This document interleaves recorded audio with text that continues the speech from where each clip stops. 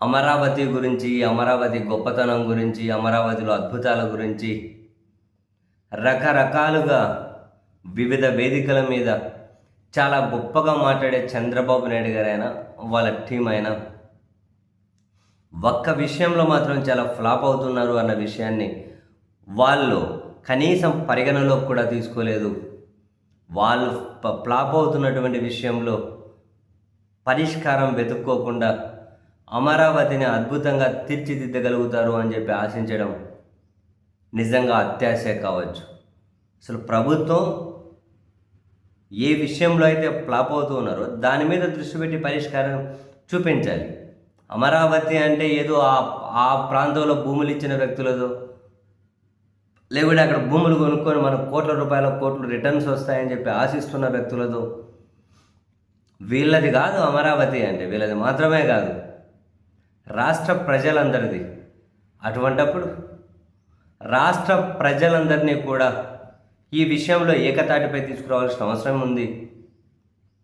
అమరావతి చుట్టూ వస్తున్న విమర్శలకు పారదర్శకతతో కూడిన సమాధానం చెప్పాల్సిన బాధ్యత ప్రభుత్వం మీద ఉంది.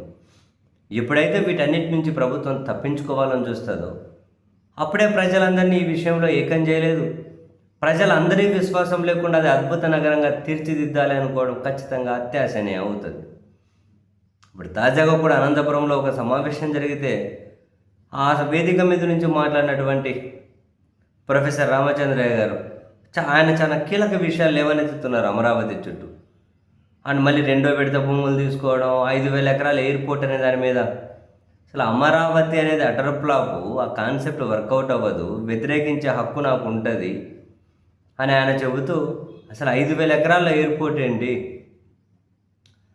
ఇప్పుడు అనంతపురంలో ఎవరైనా విమానాశ్రయానికి వెళ్ళాలి అంటే బెంగళూరు వెళ్తారు, కర్నూలు వెళ్ళాలి అంటే హైదరాబాద్ వెళ్తారు, చిత్తూరు తిరుపతి అంటే తిరుపతిలోనే ఉంది, విజయనగరము శ్రీకాకుళం విశాఖపట్నం అంటే విశాఖపట్నంలోనే ఉంది, ఇప్పటికీ గన్నవరంలోనూ ఒక ఎయిర్పోర్ట్ ఉంది. మరి అమరావతిలో 5,000 ఎకరాలని 1,000 కోట్లతో ఎయిర్పోర్ట్ అంటే అసలు ఎట్లా వర్కౌట్ అవుతుంది? ఏ విధంగా అక్కడికి జనాలు వస్తారు? ఎక్కడి నుంచి వస్తారు? అండ్ రాబోయే 9 ఏళ్లలో లక్షల మంది జనం వస్తారు అంటే ఎట్లా వస్తారు? ఎక్కడి నుంచి వస్తారు? ఎక్కడి నుంచి తీసుకొని వస్తారు అని చెప్పి ఆయన చాలా విషయాలను పాయింట్అవుట్ చేసి మాట్లాడుతూ ఉంటే, అండ్ రెండో విడత మళ్ళీ భూములు తీసుకోవాలి అనే నిర్ణయాన్ని తెలుగుదేశం పార్టీ మద్దతుదారులను, అమరావతి మద్దతుదారులే తీవ్రంగా వ్యతిరేకిస్తూ ఉంటే, అమరావతిలో కన్స్ట్రక్షన్ కాస్ట్ దగ్గర నుంచి వాళ్ళు విచ్చలవిడిగా చేసే అప్పుల దగ్గర నుంచి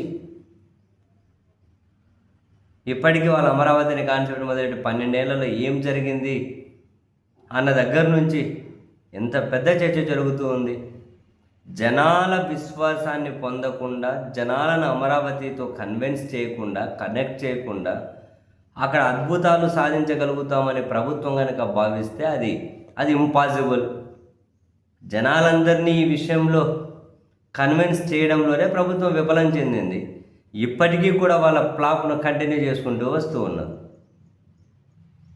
మరి ఎవరినైనా బలవంతంగా ఒప్పించడము, నియంతృత్వ మైండ్ సెట్ తోటే ఏంది మీకు ఓ మినిస్టర్ గారు అంటూ ఉన్నారు, అమరావతి వ్యతిరేకులకు అమరావతి మీద మేము సమాధానం చెప్పడం ఏంటి అని. What is it mean? వ్యతిరేకులనే కన్విన్స్ చేయాలి, వ్యతిరేకులకే సమాధానం చెప్పి తీరాలి. అసలు డెమోక్రసీ అంటే అదే అన్న సంగతే మినిస్టర్లు మర్చిపోతే, అఫ్కోర్స్ లేండి, పాలక పెద్దలే మర్చిపోతూ ఉన్నప్పుడు మినిస్టర్లు మర్చిపోకుండా ఉంటారు, అది వేరే విషయం. అందరినీ ఏకతాటిపై కన్విన్స్ చేయకుండా ఇంకే విధంగా వీళ్ళు దాన్ని అద్భుతంగా తీర్చిదిద్దగలుగుతారు?